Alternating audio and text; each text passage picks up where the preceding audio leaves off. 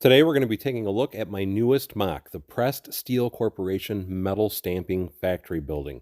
And I'm really digging the vibe of this. I always start with doing my mills plate, and this is built on a standard 32 by 32 base plate, and I am using a ton of dark orange masonry bricks. Here lately, what I've been doing is looking at a lot of different HO scale train setups, and this particular building was in one of the displays that I found online. Oddly enough, after spotting it in somebody's train display, I also found it for sale on a website.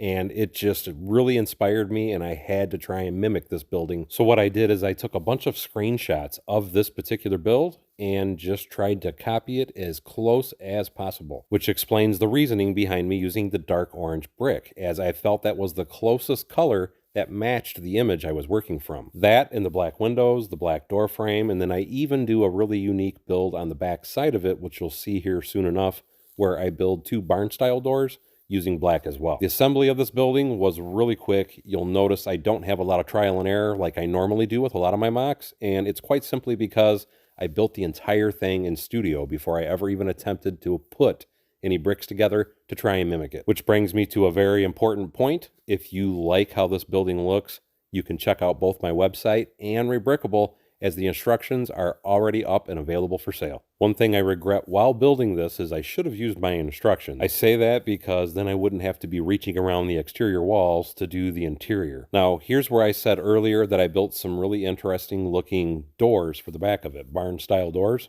as now you can see me physically installing them. And I love this technique. It's something I came up with about 6 or 7 years ago. To do this technique, it only requires 2 different pieces. You use the modified plate with the steering wheel part, and what happens is the steering wheel rides in the track just like an actual barn door. Now we're getting started on the second floor, and originally I started to rough this up before doing it in the instructions, and once doing it in the instructions I changed the method, which is why you just saw me rip everything that I had originally together apart and start over. How I designed the building is the first floor, which you're going to see in a few minutes, is where all the machinery and work takes place.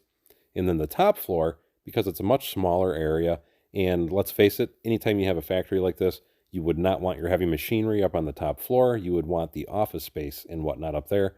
So I took an example from reality, and that's exactly what I did with this. It's also worth noting that the Pressed Steel Corp sign that you see on this is something that I have made myself, and I'm hoping to have available on my website at some point in the future for sale, for anybody else that is wanting to totally replicate this entire building. Just have a little bit more brick and tile work to do, and that was another thing that kind of made this building a little bit of a challenge, is dark orange doesn't come in a lot of different pieces. That's why you'll notice for any of the greebled tile that is on the sides of the building, I had to use a nougat colored bracket.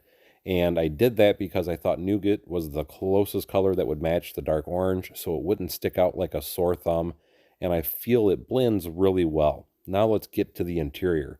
I started with the first floor, and I fully tiled the entire inside of it, and anywhere that I wanted to put the heavy machinery, what I did is I used just a standard 2x2 plate, so that way the machinery had something to actually grip to. This little yellow device you see here, anytime you have a heavy machinery type plant, there's usually an eye wash station, because when you're working with lathes and things of that nature, metal shavings can sometimes fly around into the air and get into your eyes, and there's always a safety eye wash station for you to be able to wash anything out of your eyes in case of an emergency. And I was trying to keep this as realistic as possible.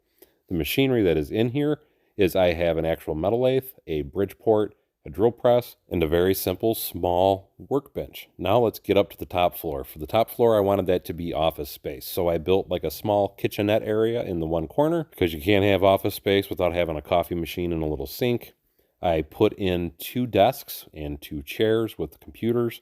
And then on this far right wall, what I ended up doing is I put a small file cabinet and a large copier and printer, because you can't have office space without that. Now we're going to get into the lighting. All the LED lights you see me use in this video are my new hobby lighting products, and they are available for sale on Bevins Bricks website. So if you see anything that you like, don't forget to check out my website, because I offer a large variety of lighting products, and I will be continually adding more things as I go along over the next few months. While installing this, you may or may not have noticed, but I do have a box cutter on the table, and the reason for that is because each one of the pieces that I'm using for my vintage looking lights that hang off the side of the building.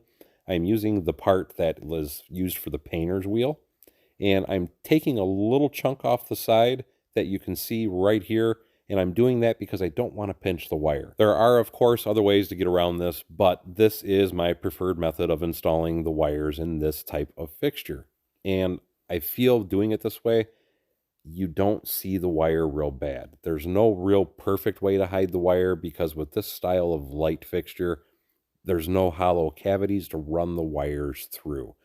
But I did the best I could, and like I said, it doesn't show up too bad, but I think the finished product looks really, really good. Both with the lights on, at least in my workshop, and also with the lights off in my workshop. To me, my favorite part is always looking at something once it's completed with the lights off because it looks so natural and realistic.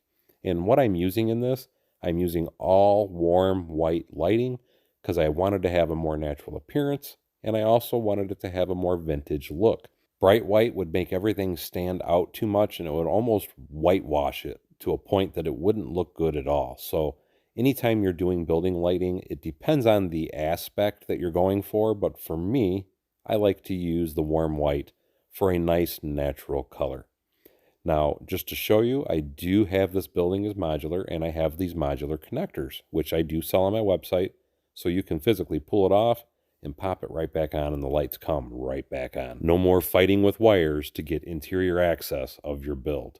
Something else you can see here, there again, the sliding barn doors.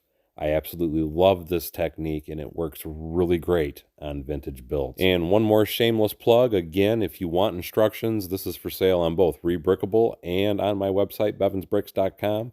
I hope you like this building, and you'll see it in a city update installed in my city very soon.